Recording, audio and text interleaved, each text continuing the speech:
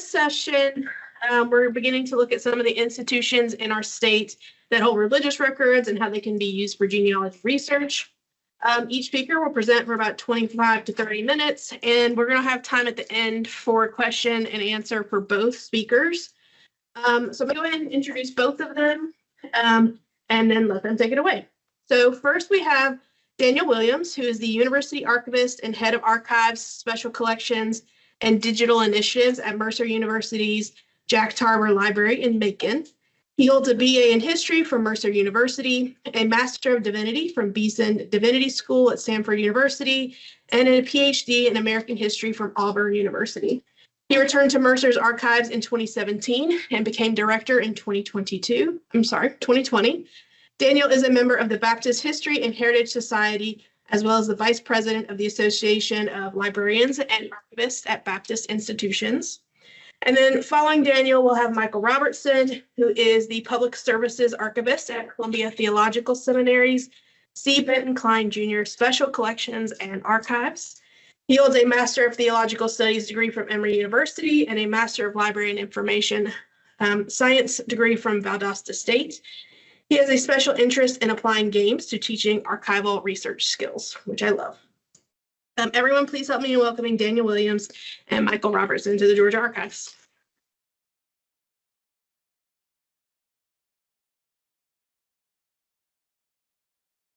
All right, well, good morning. Thank y'all for coming out on a Saturday morning. I will try to make this interesting and helpful.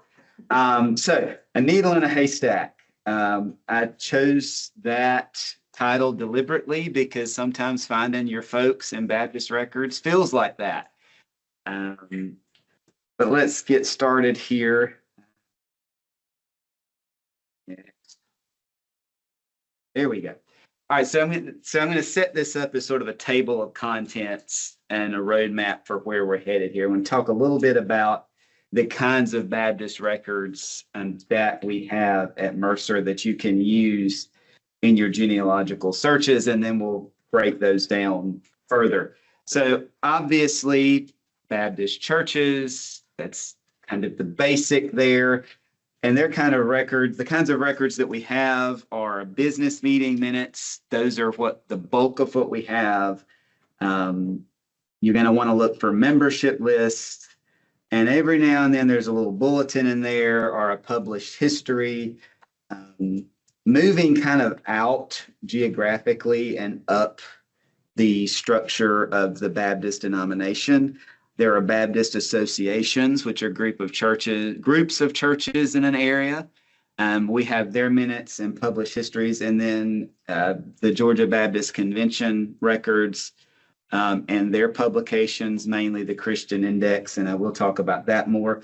But anybody that knows anything about Baptists know that Baptists multiply by dividing.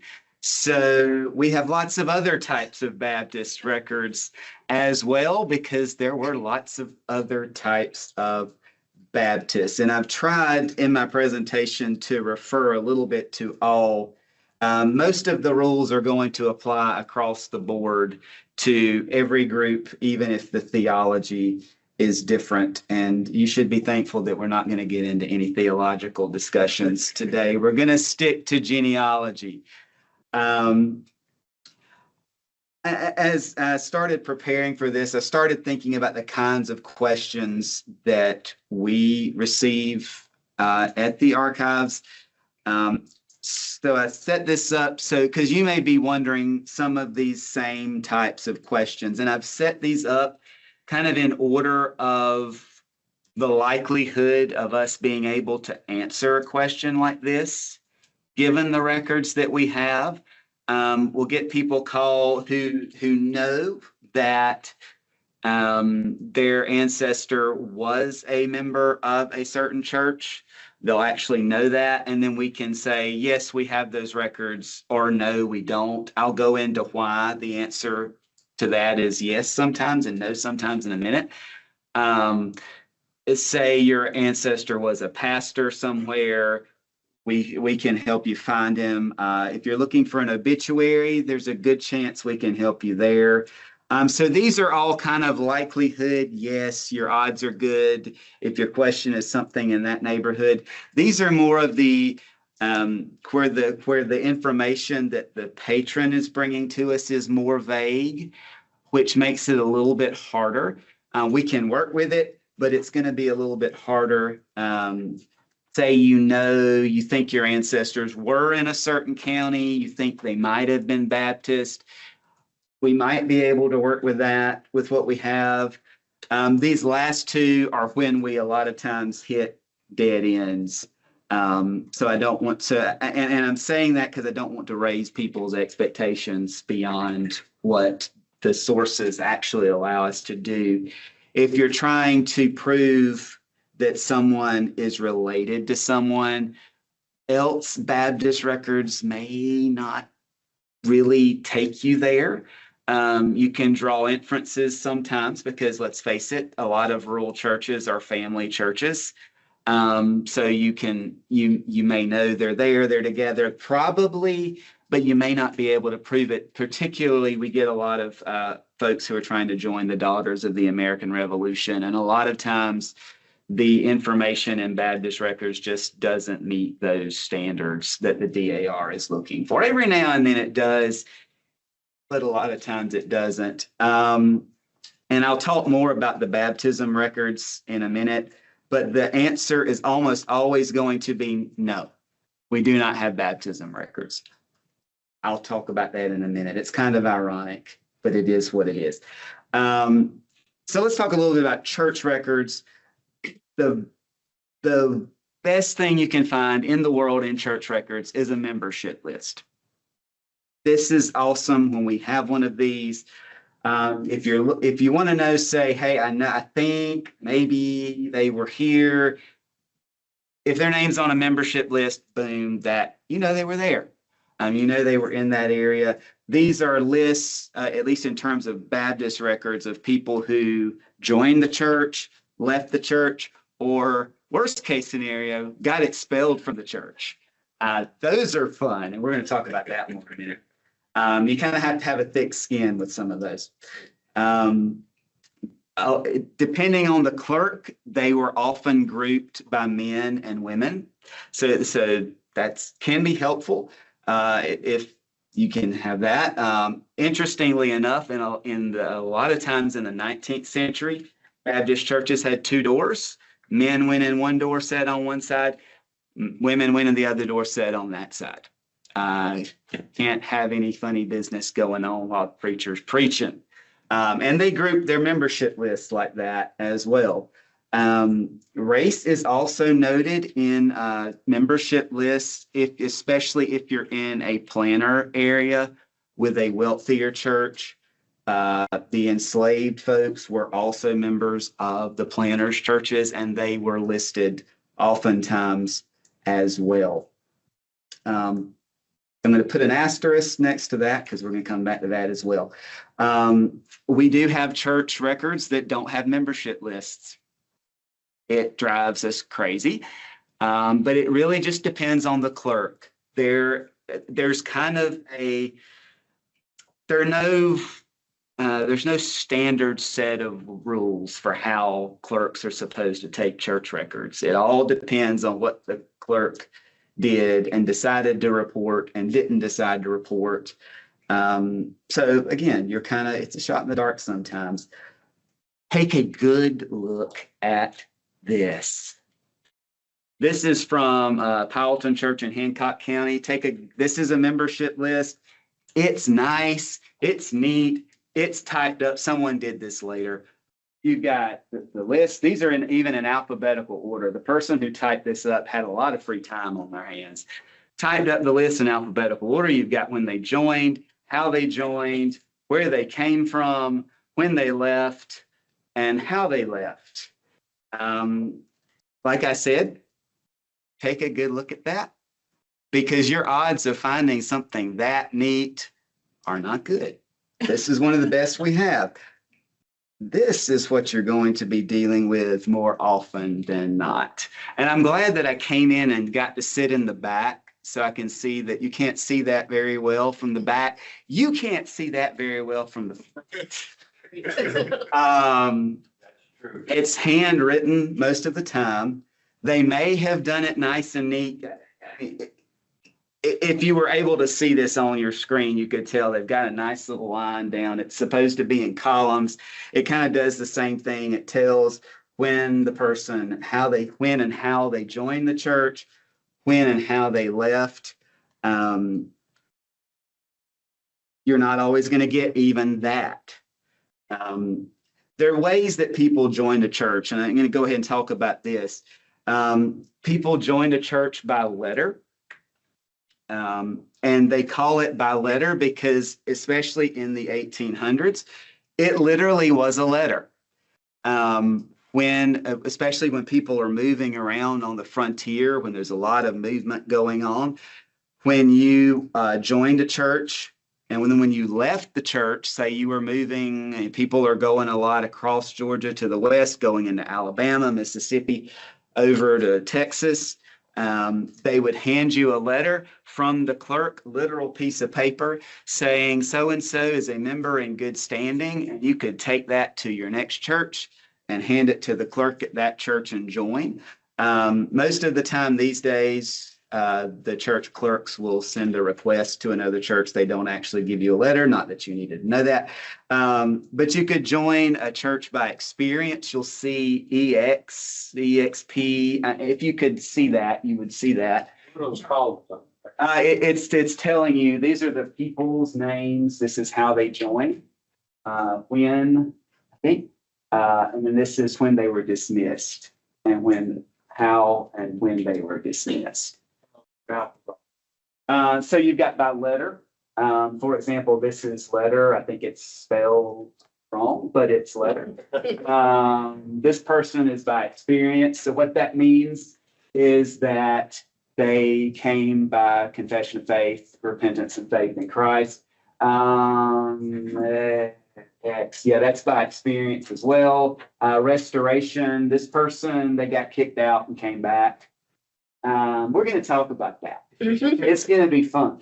But then this is in this dismissed column. They were dismissed by letter. They're moving away. They got handed their letter. Excluded. Church discipline. They did something wrong. They got the boot. Death. Because obviously you can't take your church letter with you. When you get the last two columns are dates. So they left. This is when this person left by letter, 7th of June, 1890. And I spent a lot of time on that one. Again, don't get too comfortable because most of the time it looks something like that. This one, and this is from, let's see, so the one on the left is from Emmaus Primitive Baptist Church in Chattooga County. Not that that helps anybody, but let's cite our sources. The one on the right is from County Line Baptist Church down in Stewart County. This one you can see, it's just a basic list of names. You've got some of the dismissed by letter, restored, excluded. This is just names, but they're sorted by male. They're separated by male and female. And I'm showing you this. This is kind of the variety of things that you could be dealing with in Baptist church records. This is from Little Buckhead Baptist Church in Jenkins County. This was one of the first churches in that area. It's an older historic church. And as such, it was a wealthy church. It's a planter church. So you can see that the enslaved people were also members of the church. And a lot of times with those, they're only listed by their first names, which makes it very difficult. But they are there. This is a church that has been records that someone transcribed later. You can see male and female, and these are examples. This is Mount Olive Baptist Church. This is a historic African-American church down in Twiggs County.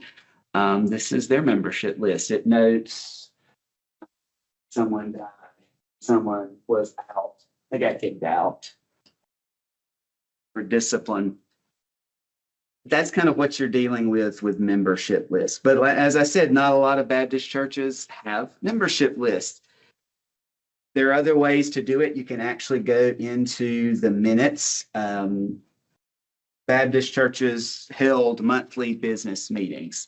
A lot of times they only had services once monthly. So when they met at that monthly meeting, they also had business meetings. They talked about theology, they talked about the money, they talked about the building, they called a pastor. And then there's the church discipline. This is when it gets really, really fun. They elected a clerk to record the minutes. These minutes, I need to point out, are not transcripts, not even close. And I've got some examples. This is basically, they usually just say, we discussed, voted on it, move on. We discussed, blah, blah, blah, blah, voted on it, moved on. You have to do a lot of reading between the lines. If you're reading them for like actually writing a history of a church or something, you have to read between the lines. For genealogy, it's a little bit different. The minutes can show that your ancestors were there and what they might have been up to. And some of them might have been up to some things that got them into trouble with the church. But for genealogists, that's useful because that may be the only reference to your ancestor in church records or in that area, for example. Well, if he got in trouble for public intoxication, at least we know he was there. He might have been drunk, but he was there. This is back to Buckhead. This is what those sort of look like. This is actually relatively neat handwriting. I know that might be hard to believe, but it's actually relatively neat. What they're talking about in this page, they're electing a pastor, they're receiving members, people are applying, they're bringing that paper saying, I want to join. The church is accepting them as a member. This one is Kaiuki Baptist Church, which is the oldest continuously existing Baptist church in the state. It was founded in 1772. It's older than the United States. It still exists. It's up in Columbia County. This is the discipline. The big word, excommunicated. I had my whole staff read this paragraph. We're not entirely sure what he did. We think it involved lying to somebody about something. We're not entirely sure, but he got kicked out for it, whatever it was. So if your relative was Jesse Sanders, here he is. Some Robert Graves got executed. There's the intoxication. He was drinking. I included this from 1793 because this whole page is excommunicating people. They were on a kick in November 1793, kicking folks out. Annie Clark got expelled for the heinous sin of fornication. Brother, I think that's Reeves, got excommunicated for leaving his wife and taking with another woman. Maybe Anne Clark, judging from the fact that they're right there next to each other. Excommunicated for disobeying the church. Yeah, you better do what the church tells you, otherwise it ain't gonna be fun. Anyway, people, they're doing what they do. These might be some of our ancestors. One of my great grandfathers got kicked out of the church for drunkenness. Here we are. It is what it is. This is a neat, easy to read. They're dismissing people by letter. They're sending people to the association, but their names here: Sister Mary Coleman, Jane Eakin, Thomas Cates. There are names here, and they're doing things, and you can find that they're there and that they're doing things. You can also find financial statements. They kept track of what you were giving. I'm just going to let that sink in for a minute. They kept track of what you're giving. And you say 50 cents, 25 cents. That's not a lot of money. But when we're talking about 12.5 cents, that's not just pocket change. This is 1790s. That's a lot of money in 1790. Question though, we saw letters of excommunication, but there are also letters of when they brought them back into. Yes, sir. Yes, I mean, because if they kick you out, the hope is that you will repent and come back and say, I'm sorry, and they'll welcome you back in. And that's where you saw the restored on that list, is they're bringing people back in. That's the idea anyway. It didn't always work.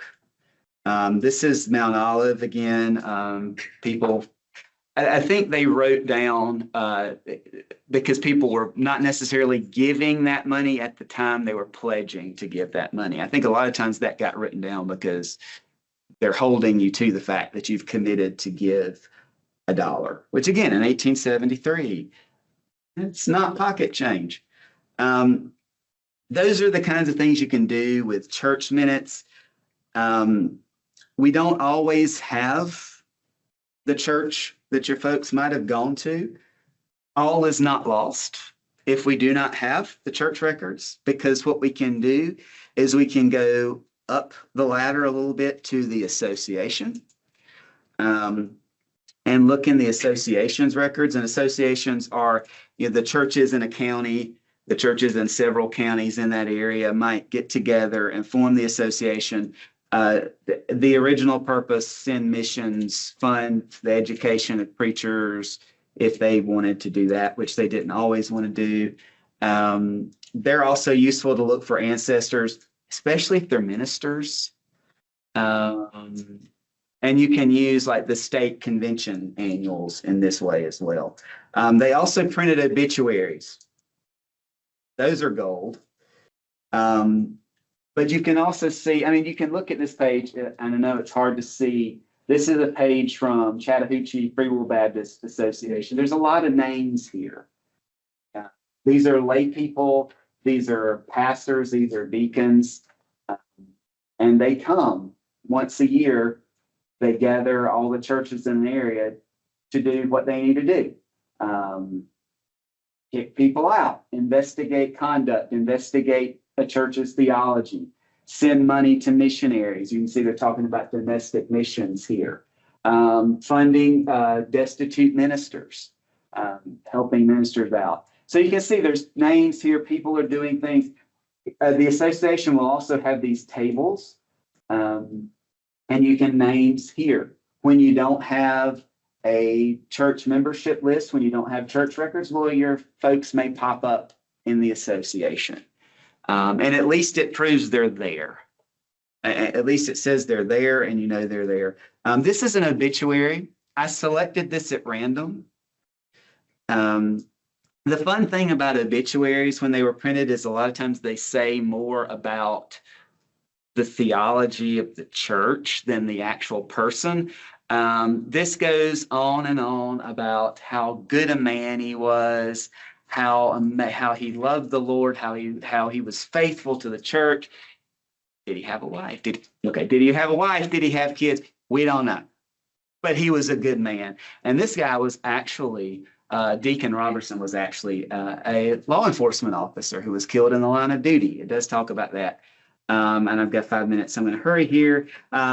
Women's Missionary Union. A lot of times the women were not in leadership in churches and associations, but they had the Women's Missionary Union where the women got together and supported missions. And you can find your ladies in those.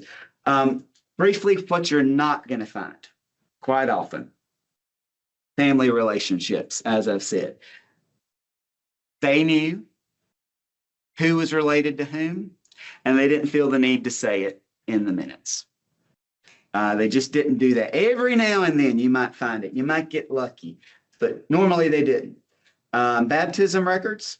You might say Baptists emphasized believers' baptism so much. It was literally the hill they died on. Why didn't they talk about baptisms? Good question. I don't know. You can assume that if a person's name is on a membership list, they were baptized. You can't tell when, you may not know when, but they were baptized. We will get people asking for like a baptism certificate. And I know like in other denominations that there's like a certificate. In Baptist churches, I know when I was baptized, I got handed a little decorative certificate. The church didn't keep a copy of that. And I get it right. The Christian Index, really quickly, the newspaper of the Georgia Baptist Convention, it's the oldest continuously published newspaper in the United States. They published obituaries and marriages, and we have those indexed. Those are actually online. You can look those up. They also had information about ministers, not always indexed, but we'll do the best we can. Don't worry about, just call us and ask us. This is this is the index of the obituaries. And this is a type of an obituary that they published. I literally just selected this at random, opened the book, took a picture, and then read it later. This poor man, Alexander Walker, they called it a cancer in his leg. And they amputated his leg, and it got infected and he died. And they talk about that at length. I didn't realize that when I took the picture and then read it. And I was like, oh, this poor guy. But do we know how many kids he had? Do we know if he was married? Nope. But he got gangrene and died. We rely in Baptist church polity. There's nobody that can tell a church you have to give your records to Mercer. I know in the Methodist denomination, they're required to send theirs to Emory. We don't have anybody who's able to do that, so we rely on voluntary donations of records from churches. So we have only a few hundred churches' records out of several thousand that have existed. And this finding aid is online. It tells you the churches we have. I'm out of time, so I'm going to libraries.mercer.edu. And you can search from there, and I'm going to. No, thank you. And again, we'll have time, a little bit of time for both to answer some questions here at the end, but I want to make sure before we go on that I'm actually sharing the right screen, since I went and messed up the first one.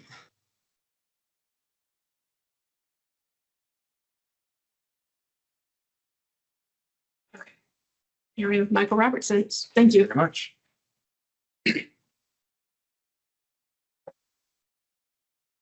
So yes, good morning, everybody. I'm Michael Robertson. I'm the Public Services Archivist at Columbia Theological Seminary and its archives. Full disclosure, I'm a relatively new archivist. I started my job about 2.5 years ago. I am not a genealogist, but I mean, my expertise is really more in knowing our collections than in specifically delving into that. But I've worked with a number of genealogists, and that's really helped me to learn quickly. About a month into my career, I actually had the pleasure of working with one Dr. Julia Moore. Dr. Moore is an associate professor of religion and affiliate faculty member in the departments of Africana Studies and History at UNC Charlotte. She was working at the time on UNC Charlotte's Honoring the Ancestors Initiative, working on restoring some old Black church cemeteries. And we were digging through old church records to find those names. And it was quite the experience. It really kickstarted my knowledge. We're actually going to see some of the documents that she pulled up today. A little bit of context. Maybe. There we go. There are going to be actually a fair number of similarities between the Presbyterians and the Baptists. There will be a fair number of differences too. Yeah, so our archives in particular, we work on maintaining the seminary's records, but beyond that, we also preserve and provide access to historical documentation from what is known as the Southern stream of Presbyterianism. Now, that does make us more or less a satellite branch of the greater Presbyterian Historical Society in Philadelphia. If we don't have something, they just might. Now, the Southern stream of Presbyterianism is a result of the big split at the Civil War. You had the Northern Presbyterians, you had the Southern Presbyterians. And during that time of division, which lasted for nearly 150 years, they finally rejoined in 1983 to form what we now call the Presbyterian Church USA, or the PCUSA, which is not the same as the Presbyterian Church in the USA. It gets complicated.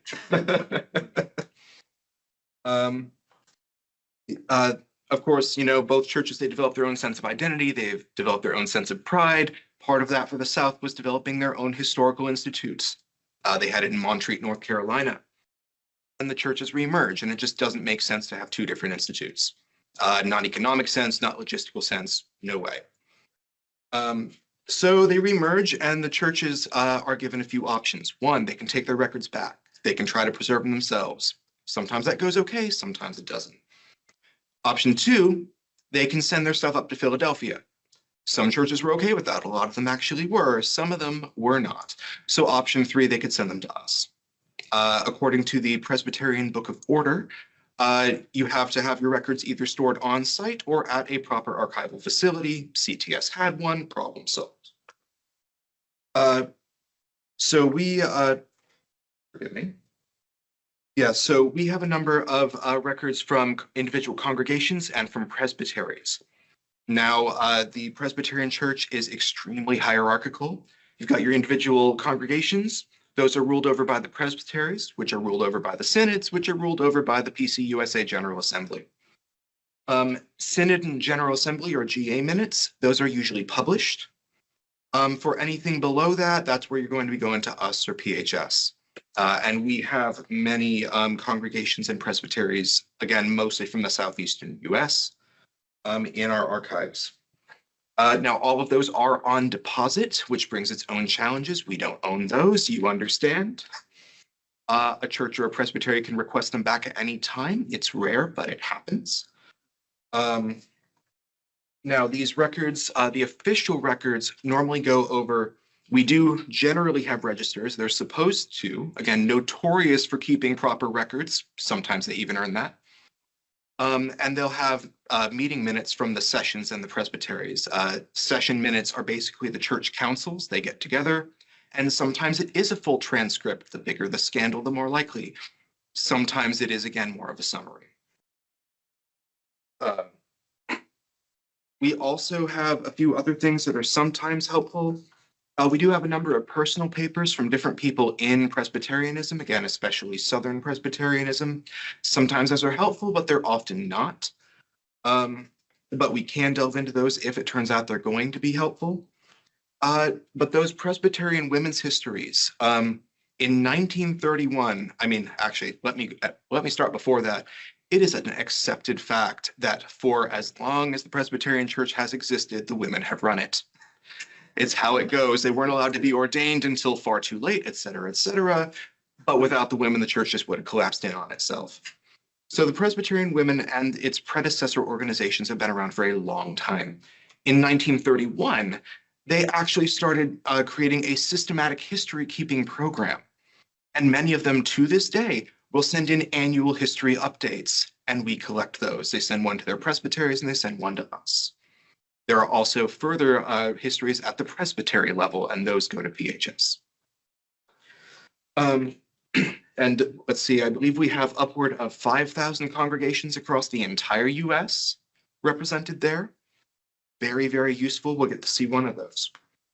And we'll be focusing mostly on the meeting minutes, the women's histories, and the registers today. Now, it's worth noting that there are some limitations on how those records can be used. Anything from within the last 50 years in the official record category. So again, your registers and your minutes, there's an embargo on those. It's really easy to get around that embargo. All you have to do is talk to either the congregation or the presbytery, whoever owns those records. You get a letter from a congregation, it'd be from the clerk of session. From a presbytery, it would be from their stated clerk. Everything goes fine. Out of dozens of requests that I've fielded, I've had exactly one get denied. And that one was because the church, which is now dissolved, had actually, their pastor, their last pastor, had some medical issues at the very end and had some sensitive medical information recorded in the minutes. Makes sense they might turn that one down for a little while. The rest of the time, it's, I send an email, they send an email, problem solved, please come into the archives, have a look. I don't know, it didn't sound like the Baptists had a limitation like that. I don't know how many other denominations do, but Presbyterians, it's a thing, we have it. Now, as to the value of the records to genealogy, let's start with the session minutes. Now, the member registers will usually be our main resource, but we'll actually dig into those last. And there are instances where the session minutes can come to be especially helpful. Here's an extreme case. A search for one Captain John Story at Fair Forest Presbyterian Church in Jonestown, South Carolina. Our records for them stretch back to the late 1700s. There are no registers until 1833. Okay, fine. Let's check the minutes. Even those are weird. Handwriting's actually kind of okay. Normally you'd expect a bunch of mundane decisions, maybe the occasional conflict. You'd expect mentions of at least the baptisms and sometimes marriages, births, deaths. Nothing. These read like a soap opera. Every single entry for the first many pages is some case or another brought before the session by someone. So in the middle of a case about who fathered a woman's child, not a joke, turns out we found him. He was a character witness at this case. That is the only record we have of him. And in this case, we don't know who he was or wasn't related to. We have no evidence. We don't know who else was there. Because thanks, folks, you are not helping us keep our reputation here. But it was nice that we at least got something. And 99% of the time, if somebody's mentioned and they're not just in the list of who attended a meeting, it's probably going to point to some key life event that'll at least help us identify who they are and might point us to more information determining who else they're related to. What was his last name? Story. Either spelled S-T-O-R-Y or S-T-O-R-E-Y, depending on what you're reading at the time. Now, what about cases where the registers and the session minutes fail us? This is not common, but it can happen. Once again, the women run the church. And they keep their histories, and some of them are very good about it. Some of them we've got a handful of pages. Some of them we have 5 or 6 thick boxes packed end to end with single space typed pages. It's delightful. And sometimes, well, some people will tell you that, you know, in the meeting minutes, you can theoretically find out who was married. The women's histories will tell you who was at the wedding and what they served. That's often true. But sometimes they're even more thorough than the session minutes. And it's wonderful. I was looking here, Grace Covenant Presbyterian Church in Conyers, trying to find the birth date of one Sarah Catherine Brandon. The registers cut off at exactly the wrong year. It was 1 year before. This happens far too often. And the session minutes had nothing helpful to say, but the women did. There's her birth, there's her baptism. Problem solved. That counts as good enough as official evidence. I sent it to the presbytery clerk. He signed off. We were set. In fact, they also had a photo of her mother, father, and older brother right after he was born. It was a nice bonus I got to send along. Now, both of those are pretty extreme cases. And while searching the records is never a guarantee of results, it's where most of our results come from, and usually from the registers. Each congregation usually keeps registers of members. Most of them keep births, baptisms, marriages, and deaths. The latter 4 are often the most helpful, but even the member registers usually at least illustrate family relationships, especially if somebody new is joining. And the churches also track when people are dismissed, whether that's by letter or just moving. It's usually moving. And because the dismissals usually keep track of where these people are going to, that helps us to track the families. And even if they don't, the receiving churches do track, and I understand that to be pretty similar. And sometimes you get some fun ones. Anglican Church of the Bahamas. That was a baptismal record search that took me 3 whole days. And unfortunately, Both the church she moved from and the church she moved to were dissolved. But again, if the Presbyterians let her in, she must have been baptized at some point. Turned out to be enough, though we did have to perform some bureaucratic acrobatics to get that to happen. Now, the information you can get from the registers should be pretty clear. It's what it says on the tin. But what people don't as often know is that the registers can be some of the only available places to locate enslaved and formerly enslaved persons. To quote Dr. Julia Moore, to find enslaved persons, you have to look for their enslavers. And so in her project, that's exactly what we did. In some cases, the churches would keep lists of enslaved communicates separate from their white members. There's an example of this. And sometimes we get lucky. This particular register, and this doesn't always happen, does list the enslavers next to the enslaved persons. And because enslaved and formerly enslaved persons often took the surnames of their enslavers even when they were freed, this opens up decades of possible information that normally just could not be found anywhere else. You can also find registers where everybody is recorded together. But again, look at the notes. That handwriting's barely legible if you're looking at the actual document. Sometimes you get something. It's often a euphemism like servant of. But if you know what you're looking for, they are there. They are findable. And people can track down their families that way. Now, there are a handful of other tools that we sometimes use. If you have a Presbyterian minister in your family, it often gets a whole lot easier. There are directories going up as far as 1983. Again, that's when the merge happened. So these were specifically from the Southern Presbyterian Church. But even if these pastors went to the north, they would be tracked and all their information would be right there. Who they married, if they remarried, when people died, who their kids were. Every church they've ever preached at, I have traced people all across the country using these. It's wonderful. Sometimes the pastors would also keep their own records. If we're lucky enough to have that pastor's records and you know that they were at a church where one of your ancestors was and they were there at the right time, they just might have something, especially if your ancestors got married at that time.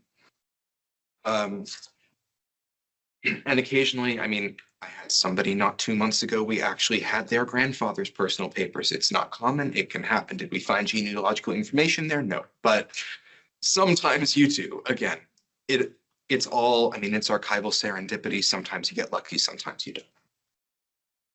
Some Presbyterian families would even chart their lineages in family Bibles that they pass down. Now, that's not really our collecting area of focus, but we do have some. PHS has more. And there are other churches that just collect Bibles, no matter what denomination they were passed down in. Those can be wonderful resources. I know Emory has an immense collection that we have relied on before. But again, our initial go-tos are still the registers, the session minutes, and the women's histories. Those will typically get us where we need to go. Now, there are some complicating factors, as there always are. And some of them aren't just your archival and your church practices. The Civil War split and eventual reunification of the Presbyterian Church is the only time we've ever had that happen on that scale. But again, splinters. People develop different theological beliefs. People branch. Churches change names, move to other denominations, take their records back. Sometimes they merge and they split and they merge and they split and they merge and they split. This happens on the congregation level. This happens on the presbytery level. Particularly fun example, again, extreme. One Flint River Presbytery right here in Georgia was absorbed into a larger presbytery. Nothing unusual about this. What's unusual is that not too long after that, some decades, there's another Flint River Presbytery. It is not a reinstatement of the original. It is a new presbytery by the same name. The records have no link between the two. Thanks, Flint River. So that's weird, but lesser cases are common. How many times has somebody asked me to look into a given church? And I do, and the records only go back so far. And then I dig into the presbytery minutes and discover, oh, it's because they changed names here. And sometimes they do it once, and sometimes they do it 5 times. You go back, you find whatever records you have, you contact another institution, whatever it takes. The practical limitations are largely due to the specific context of the materials. Again, all these registers, all these minutes, they're all supposed to be standard. I've already shown you they aren't always. gaps happen. Sometimes you don't know why they happened. Gaps in the information happened even if you have the right time period. The Presbyterian Church was historically full of a lot of wealthy, educated people. It all depends on what they thought was important enough to record, what the churches would later think was important enough to put into preservation.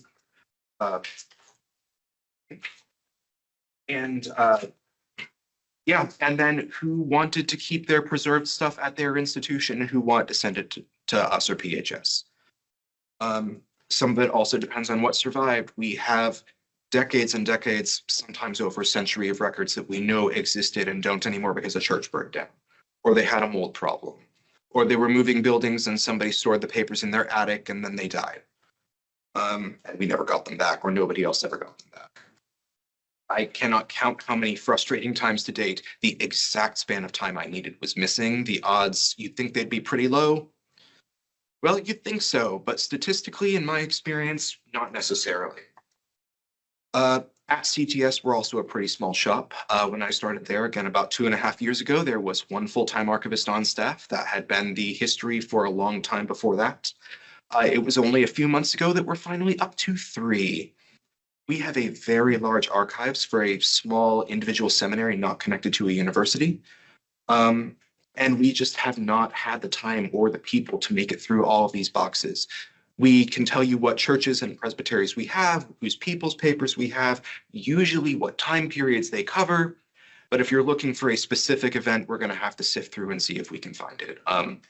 There are truly some amazing things we found that we really wish that we'd known were there in the first place. But that's the beauty of it. Each time somebody comes in and asks and we can help them, or they look through them themselves, especially if they're a subject expert, we learn more about what's there. We can record it all. We can help the next people better. And I am glad to end on a high note. We are actually at the tail end of a project with Ancestry.com. Over 700 congregations worth of records, their minutes and their registers are being not only digitized, Ancestry is indexing them. And they are going to have them online. You can access them hopefully sometime next year at any public library, anywhere that provides you Ancestry access, genealogical societies. Eventually, we'll be able to put them up too. And we are very excited to be able to provide this information to people who might not otherwise be able to make the drive to CTS and see the records for themselves. So that's a brief overview of using Presbyterian records for genealogical research. Thank you for listening.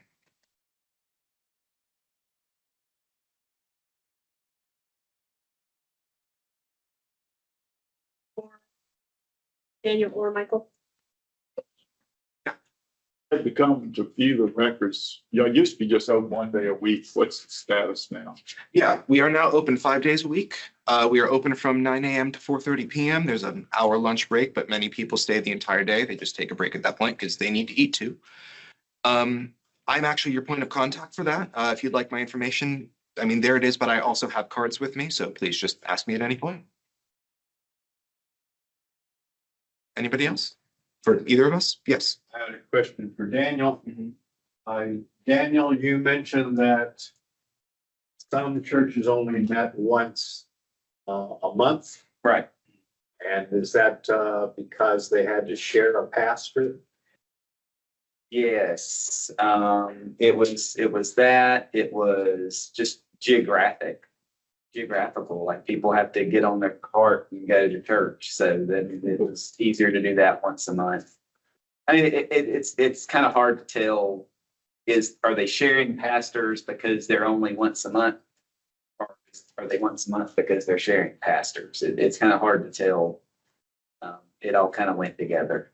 Because at that time, you know, like lawyers, like Abraham Lincoln had a route. Yes. He went around a circuit. And I was wondering if that was Absolutely similar to the pastors. Absolutely. Yeah. You can see in those association tables, this guy is pastor of this church, of this church, of this church, of this church. And you're like, how did he do that? Well, they only met once a month. This church met on the first Sunday. This church met. From the Presbyterian perspective, I mean, similar things would happen. You've got pastors and you've got stated supplies who aren't formal pastors, but they are supplied by the presbytery to churches that need pastors. Often they would field multiple churches at a time and you'd have multiple people preaching week to week. Fortunately, we usually have the information to know where they were and can track them down and see what they wrote. Yes. We do have some photographs. They will largely be in the women's histories. Again, thank you, women.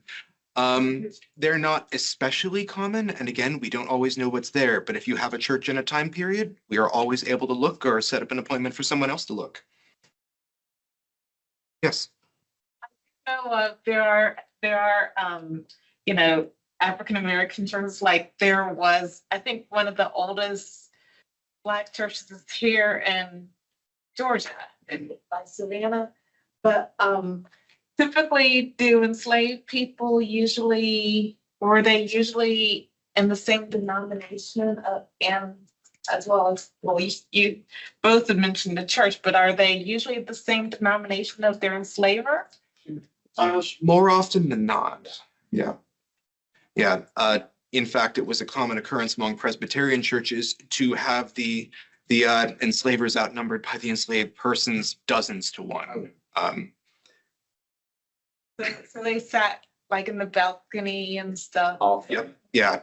Balconies and. We also had the Great Awakening during that time, and it seemed like that was more of a personal revelation. And there are also stories of the African American camp but generally everyone is in the same thing. You don't have people going all.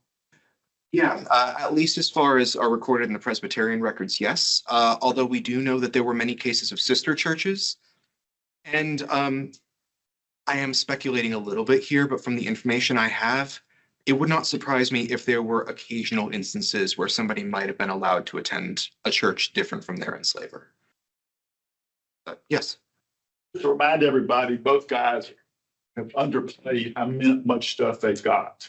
To both places. And at Columbia Theological, I was there 6 years ago when Montreat's records showed up. Yep. And they do have just tons of stuff from the whole Southeast. He's not here to talk about Georgia. He's talking about all the southern states that they have. And you cannot, I mean, I looked up some North Carolina stuff that they've got because the church in Charlotte had sent a copy of their records to Columbia Theological. I know in South Carolina, where they didn't do marriages at the courthouse till 1911, one of my friends asked me to go out there and make plans to copy the 10 marriages in one of these books you're talking about, because that was the only record they had of the marriages in that particular county for a certain period of time because they were Presbyterian. But they both have a huge amount of stuff. So it's worth a visit. You make an appointment and make a visit because you just don't know what you got there till you see it. Is there a close place to find out about the Methodist denomination and? Methodist, my first stop would be Emory. Check Pitt's Theology Library. Candler School of Theology is a Methodist institution, so they collect a lot of things along those lines. Pitt's Theology Library, 2 T's, at Emory University. This afternoon, we do have someone from Emory coming to speak Oh, great. for the session after lunch. And what about Quakers? Less certain on them, but I can check. Quakers have been published. You need to look at the books on by Henshaw. I've seen some, but I don't. Their think books have I've been read published. You need to see here. They've got all the Henshaw books here. But there are various Quaker archives, about 4 places in the country where they're Quaker. They just are. I saw a hand here and then one in the back. I was just going to say, she was asking about other places to search. Mhm. I'm a graduate of Gammon Theological Seminary over at the ITC. And so you can also find information through them. Gammon Theological. It's interdenominational. It's Interdenominational Theological Center.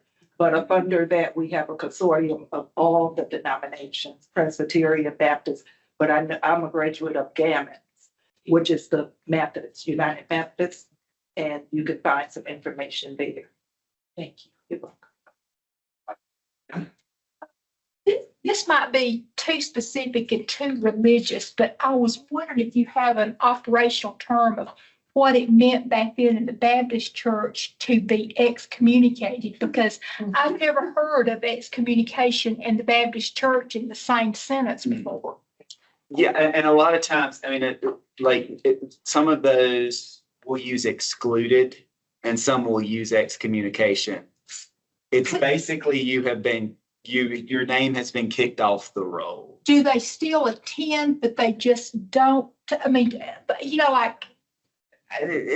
There's no way, I would assume don't- not.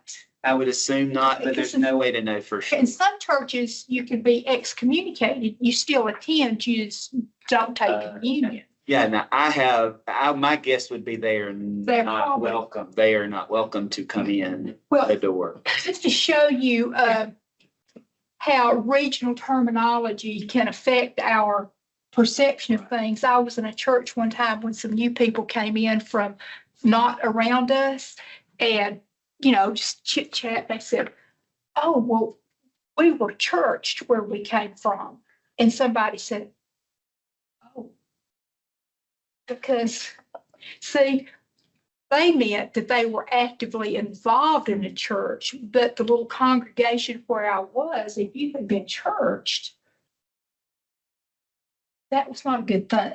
That meant that somebody had met and had a conversation about you and you were out. So that was just a little regional thing. That's kind of a southernism to get, like, I know somebody that, okay, you ready for this, up in the mountains that got churched. They got churched. That's not a good thing. That's odd. But either. Yeah, usually it means you're not welcome to come Right. until you come forward and say, I'm sorry, I'm not gonna do it again, and they restore you. Yeah, Stand before church. yeah, oh, yeah. No business is being aired before God. I guess back then, drinking alcohol was, I mean, it was terrible. It's still pretty bad depending on where you are. The temperance movement. Yes. It never hurts also to check if you're looking at a certain church that you know your people in, to go to the church and see what they still might have on the premises. Always true. Because I remember the first Presbyterian church down in Columbus, Georgia. And in the church museum or library, they actually have the letters, actually the real letters still survive. They are from when the early members came in when the church was founded in 1830. And one of my genealogy friends who was not Presbyterian went there because one lady, the early member of the church, we couldn't figure out what her maiden name was. And believe it or not, they had the letter from South Carolina where the preacher sent, because she had married a man in Columbus, and he sent the letter saying, I baptized her, under her maiden name, which we had no idea. That was like, no, that's just in the church library museum. And so those have not been transferred anywhere. And I've never seen them, but my friend saw it. So all kind of things can be possible besides what's in the archives, what the different churches may have kept behind, or somebody might have found them later and didn't know what to do.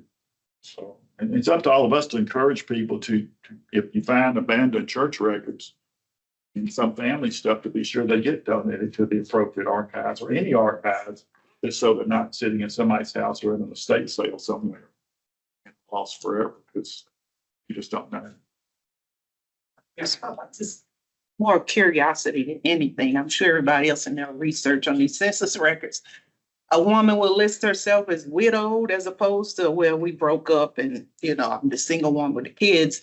I'm curious what the church records look like. Are they reflective? Are there any marriage records? Do they excommunicate? I don't know. What happens there? I mean, usually in Baptist churches, the church records aren't going to mention marriages. This is speculation. I've never actually seen this, but I'm thinking this is reasonable. If there's a divorce going on, they might drag you for discipline before the church if there's a divorce going on. So you might have to get into like the actual minutes for that. But yeah, yeah, for any set of marriage information, you're gonna have to hope that really about all I know to do is hope that it got put in the newspaper and like the Christian Index. That's your best bet. Usually the woman or lists herself as widowed when clearly you see the man Yeah, is not in the home. So yeah, it was so embarrassing, like Yeah. turn of the century, 1900s, all the way to the 1950 census. It's a lot of that. So if they're ashamed to tell the census, hey, we're not together anymore, I'm just wondering what's going on in the church if she can't even tell the census worker the truth. yes. Well, what about the woman who has children out of wedlock? Yes. Yeah, valid questions. They what? Yeah, I've got minimal data on this. I haven't encountered a whole lot of instances of that in the minutes yet. I'm not sure they exist, and I'll explain why. Though there are cases like Fair Forest, where it was mostly women bringing forth cases, and I am pleased to say they were taken very seriously. You mentioned John Stone. Yes, that's right. Now, because they didn't have any registers, I can't tell you what the, documented term would or wouldn't have been. But that is evidence that at least some churches wouldn't immediately take action, would at least give time to figure out what the situation was and try to come to a just conclusion. Now, here's the trick. Sometime last year, had somebody from a presbytery ask me about heresy cases, ask if there was ever in documented Presbyterian history that I could find any time when somebody was called out for heresy and there was a recorded case. They had already asked PHS. PHS had said they couldn't find anything. I couldn't find anything either. And then I brought it up at a meeting of our special collections committee at the seminary. And a bunch of people just looked at each other and said, no, I definitely remember one. It was at this point in time, it was these people, and it was about this claim. And it's, okay, we have that recorded nowhere, which seems like a funny thing to skip, but it might have been skipped. If a scandal that big might be covered up, I'm not saying it was, but I'm not saying it wasn't. I imagine a smaller one might be covered up too.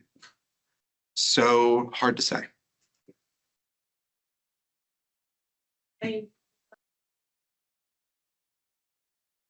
Right.